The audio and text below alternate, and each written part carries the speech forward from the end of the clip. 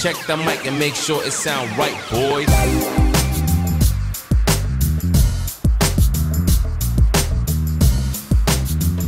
Bonjour à tous, on se retrouve pour la dernière vidéo de l'année de mon jardin puisqu'on est le 31 décembre et je voulais faire une petite croche avant d'aller dans le jardin devant notre cheptel des poules, pardon. Donc, comme vous pouvez le constater, il a légèrement beaucoup augmenté puisque nous venons d'investir dans 15 poules. C'est des poules de réforme, donc elles ont 20 mois, c'est-à-dire qu'elles ont déjà bien produit chez le producteur et qu'elles étaient destinées à l'abattoir. Il y a un peu de vent qui se lève par moment, donc veuillez m'excuser. On a un temps assez catastrophique, merdique en Anjou. Donc c'est des poules, pour être franc avec vous, qu'on a acheté 3,50 € pièce. Et sinon elles allaient à l'abattoir et comme vous pouvez le voir, elles sont pas non plus super jolies. On les a achetées comme ça, hein, ça fait 2 jours qu'elles sont là. C'est des poules bio, mais qui étaient enfermées. Ah, Sidonie qui vient faire sa loi. Ça va Sido? Ça va? Ouais, bien ou bien? Bien. Donc elles étaient destinées à l'abattoir. Hein. Donc on a 15 de sauvés qui vont pouvoir vivre encore un an et demi chez nous et continuer de pondre. Là j'ai ramassé 4 œufs ce matin.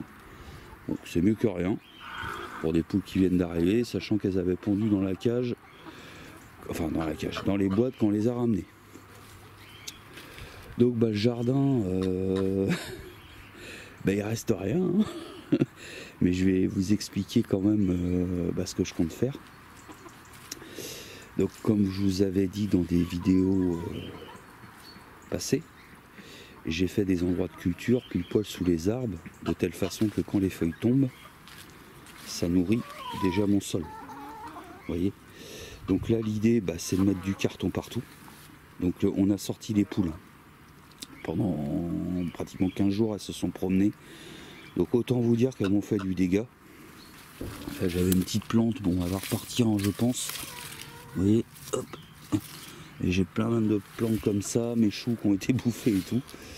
Donc là l'idée c'est d'arracher les orties, arracher les ronces, remettre un petit peu de compost puisque ma remorque là-haut est aux 3/4 pleine et on en rajoute régulièrement dedans. Donc tout ça je le mettrai plutôt au dernier moment. J'ai pas envie de le mettre maintenant. Parce que ici, dans ces 2 carrés là, donc faut que je débâche. Faut que j'essaye de creuser un petit peu ici de façon à niveler.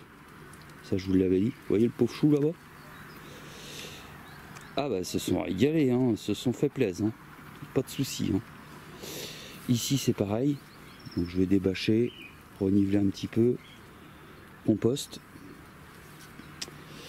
Les cartes, elles ont tapé dedans, mais bon, une bête carte c'est costaud. Ça, il n'y a pas de souci. Vous voyez, il a tellement plu que...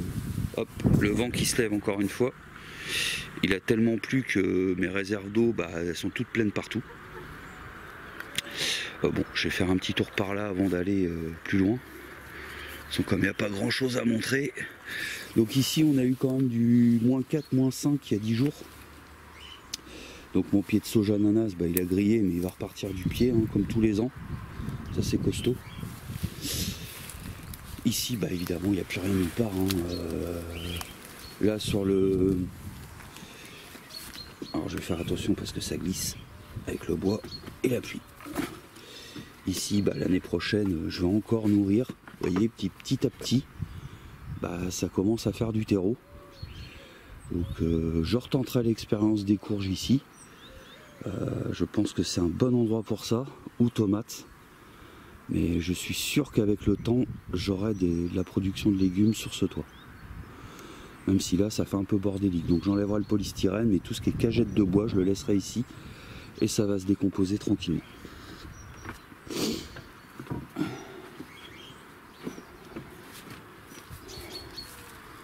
Hop. Ici, même punition. Hein, c'est même l'endroit qui est le plus quasiment enherbé, je vais dire. Donc pareil, hein, faut que je débâche, j'enlève les supports, donc ça un peu, à mon avis je vais me faire chier. Et puis pareil, essayer de reniveler, essayer de faire propre, essayer de venir jusque là, parce que là tous les ans je perds au moins 50 cm sur ouais, 4 mètres de culture, donc ça fait 2 mètres carrés quand même, donc 2 mètres carrés on peut mettre quand même quelques pieds de tomates.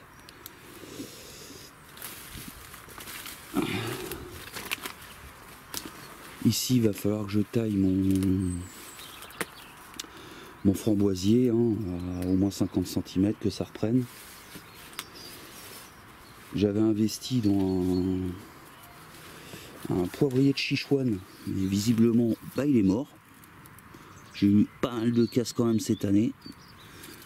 J'ai eu aussi mon citronnier de yuzu qui m'a fait les fruits, bah visiblement il est mort hein, parce que j'ai tout rentré à la maison.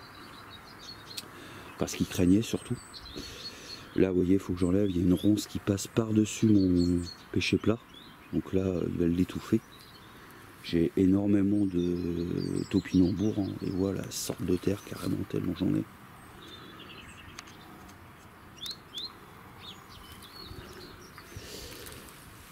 Mon arbre à fraises, bah, c'est timide. Hein. C'est timide, mais il a poussé, il a grandi quand même. Il a dû prendre un bon 50 cm là. Donc je suis content. Ah oui, ici j'ai acheté une... je sais pas si je vous l'avais montré. Alors, je m'en souviens plus du nom, il est sur mon téléphone portable. C'est une liane qui fait des fruits, originaire d'Asie. Donc je l'ai mis ici parce qu'idéalement avec la grille que j'ai posée, bah, ça va monter. La chapelle n'a pas bougé avec les intempéries. J'ai juste remis dedans des décos, tout ça qui était tombé. Ici bah, c'est pareil, je vais tout débâcher, je vais enlever tous les petits bambous qui passent de droite de gauche. Et puis peut-être que là-bas dans le fond, j'investirai dans de nouveaux arbres. J'avais pensé à là-bas, moi dans le coin. Là. Vous voyez, cette partie-là là, qui est pas exploitée. Il y a les ronces à arracher aussi, parce que j'en ai toujours plein. Et puis bon, ces plantes-là, mais ça c'est pas méchant à arracher, ça vient tout seul. Surtout que là c'est le bon moment pour le faire. Ici bah, je vais pas pouvoir débâcher parce que j'avais, souvenez-vous, hein, j'avais cloué la bâche sur les supports en bois et vissé. Donc ici ça sera à la main.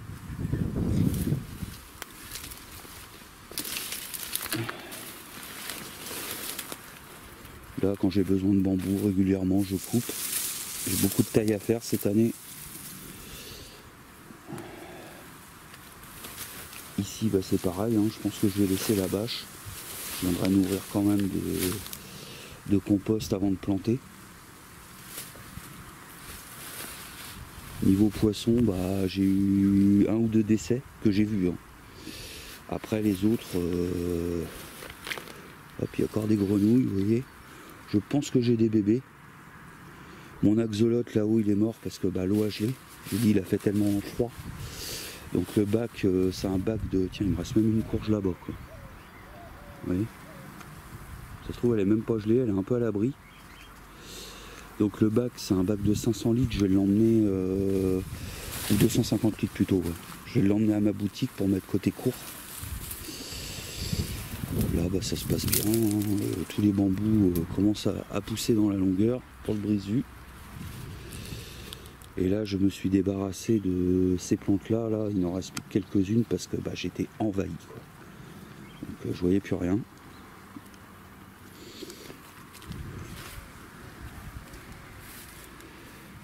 On va repartir par là. Donc là j'ai toujours mes jeunes arbres, hein, vignes et...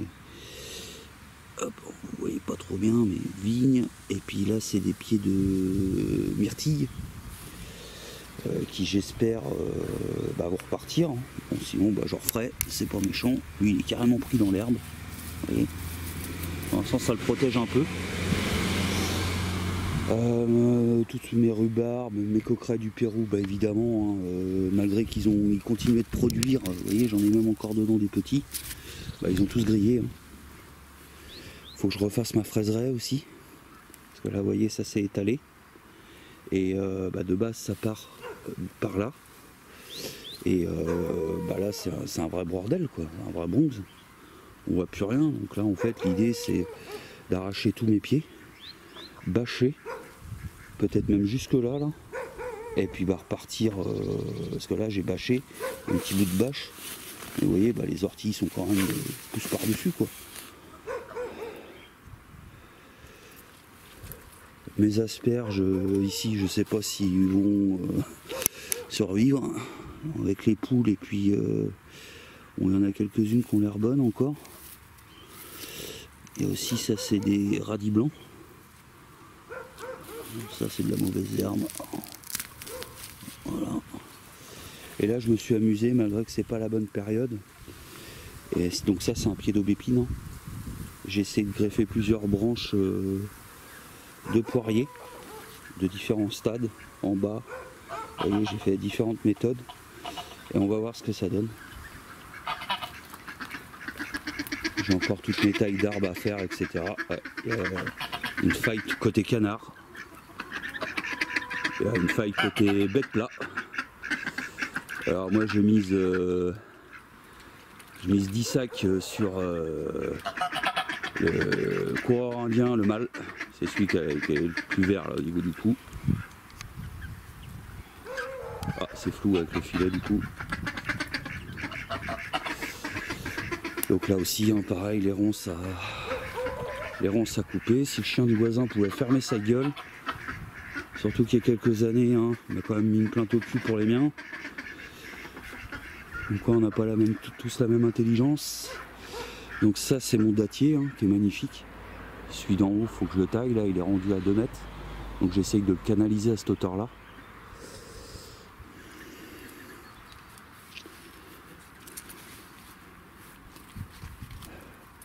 Ça c'est pareil, c'est un pommier. Tout ça c'est issu de mes propres boutures. Mon néflier m'a fait une nef cette année, mais je la laisse. Vous voyez, il y a des insectes dedans, il faut. Surtout que j'en ai eu par mon pépiniériste, donc là je ne veux pas débâcher non plus. Mon pistachier, mon néflier du Japon se portent très bien. Je vais juste les nourrir un petit peu au pied.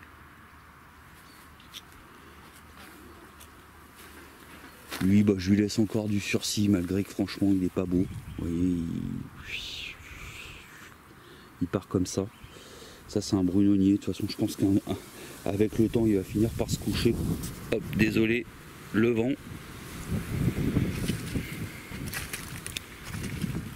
Donc ici il y a eu beaucoup de ménage de fait. Et merde. Dans le sens où j'ai emmené des choses à ma boutique. J'en ai rentré à la maison. Et là les bambous c'est pareil, ils doivent aller à ma boutique. Ramener un petit peu de verre là-dedans.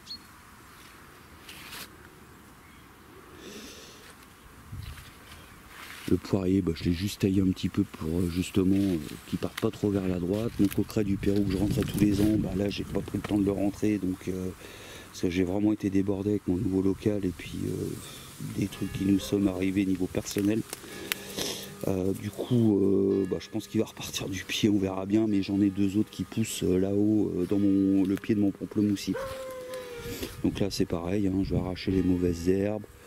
Je vais remettre de la feuille, du petit bois, du compost, hop. Là par contre je vais peut-être mettre du compost maintenant quoi. Enfin maintenant, dans les jours à venir ou les semaines à venir. Et je récupère pas mal de cartons poubelles là avec les fêtes. Là bah tout ça je vais arracher aussi en prenant soin d'enlever toutes ces petites merdes là d'ailleurs. Je sais pas ce que ça branle là ça, parce qu'on n'achète jamais ça. Donc ça doit être comme c'est du compost de la déchetterie. Ça a dû passer aux mailles du filet, entre guillemets. Là j'ai un radis blanc que je vais pouvoir bientôt, je pense. Vous voyez? Ah ouais, il va falloir que je le ramasse celui-là, parce qu'il commence à éclater tellement il est d'eau. Hop. Donc tout ça pareil, hein, même punition.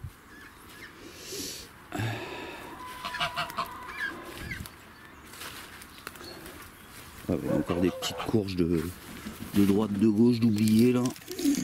De nos bêtes. Ah ta gueule le chien.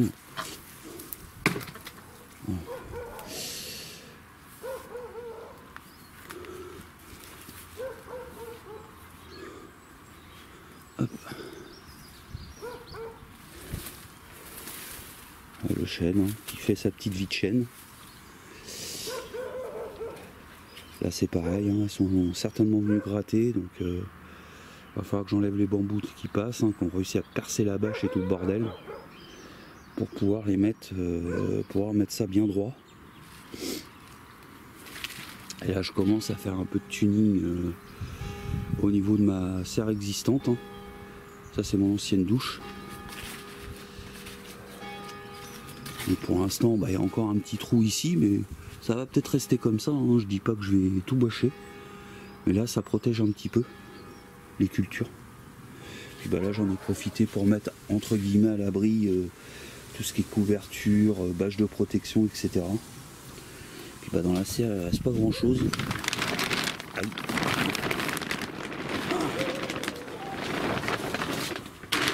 Hop. Alors. Là, il doit me rester un pied de piment. Donc à ma boutique, j'ai sauvegardé des pieds de poivron. Sinon, bah là, j'ai tout arraché. J'ai tout mis au sol. Là, l'idée, c'est de, pareil, nourrir de compost. Parce que c'est une terre quand même qui est sèche, qui prend jamais la pluie. Parce que moi, j'ai pas pensé à mettre une bâche de façon que je puisse débâcher. Bah là, les pieds d'aubergine, vous voyez, ils sont canés quoi, donc je les laisse parce que je me dis qu'ils peuvent peut-être partir, mais bon, non, vu comment c'est fait, c'est même plus vert, donc c'est très mal barré. Et là j'ai dû avoir une visite d'insectes, ou enfin pas d'insectes, de rongeurs, parce que j'avais rangé toutes les petites étiquettes dans le pot et tout s'est cassé la gueule. Donc là ce qui me reste en vie, c'est un pied de coqueret du Pérou, qui d'ailleurs est en fleurs, et il y a un petit pied de tomate qui survit aussi là, mais je sais pas s'il va faire grand chose. Et tout ce coin là en fait a été épargné par le froid parce qu'on est à l'abri des bambous tout autour et de la haie. Donc en fait, en gros, là ça a cramé parce que c'est près de la porte, mais toute cette partie là ça a été sauvé. Donc là, comme vous pouvez le voir, il y a du foin, beaucoup de foin. Parce que ici, donc j'ai ramené 2 brouettes de compost que j'ai mis au sol. J'ai mis des pommes de terre et j'ai bâché. En me disant que peut-être j'aurai des petites pommes de terre nouvelles à cet endroit-là. De toute façon, j'exploitais pas. Donc je sais pas si je fais ça il y a très peu de temps. Hein. Donc ça va prendre le temps que ça prend. Et un peu de tout, les coquilles d'œufs. Bah, c'est du compost quoi. Putain, mais qu'est-ce qui me saoule ce kleps. Il y a un collier anti-aboiement en plus. Donc, je vais vous montrer le nouveau jardin que j'ai fait côté poule. Où d'ailleurs il faut que je reprenne le chemin là-bas parce que on peut même plus passer. Hein. Le noisetier, tout ça, il s'est fait plaisir.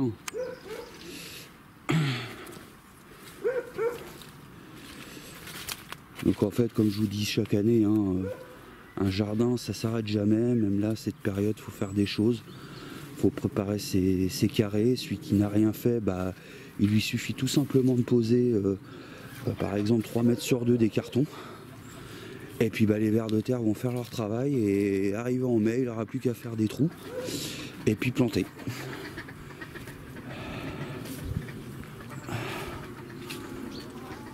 Bon, je vous fais pas part des arbres fruitiers. Hein. Là, on va passer devant le monde imaginaire des enfants en bordel. Ah oui, si, j'ai réinvesti dans un poirier ici. Donc, poire de conférence. J'avais du William, là j'ai mis en conférence ici. C'est important, les fruits, vu l'augmentation de tout ça.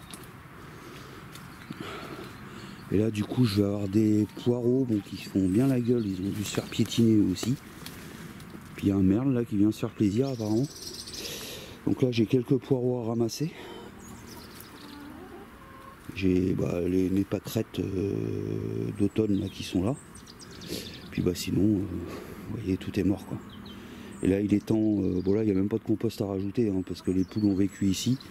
elles ont chié ici. Donc la terre doit être bonne encore quelques années. Il faut juste que voilà, j'arrache les mauvaises herbes. Je mets du carton. Là, je vais certainement faire une taille aussi dans le bambou, parce que là, je perds 2 mètres carrés pour rien. Donc je vais le redresser côté grillage. Et puis voilà.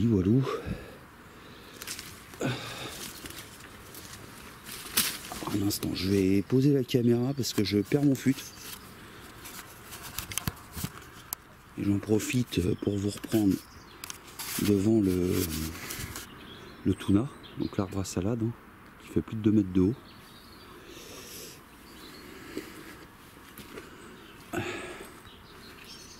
Et là j'ai beaucoup de taille à faire, beaucoup sur les fruitiers, les réduire en hauteur, parce que vous voyez ça part hein, quand même. Là au mars-avril je vais m'occuper de l'olivier. Je vais essayer de le refaire en boule, mais c'est pas simple. Là c'est pareil, il faut que je gratte. J'avais fait un coin là-bas, résultat des cours, j'ai rien grigné, j'ai rien récolté. Et en plus les poules m'ont tout étalé. Donc voilà.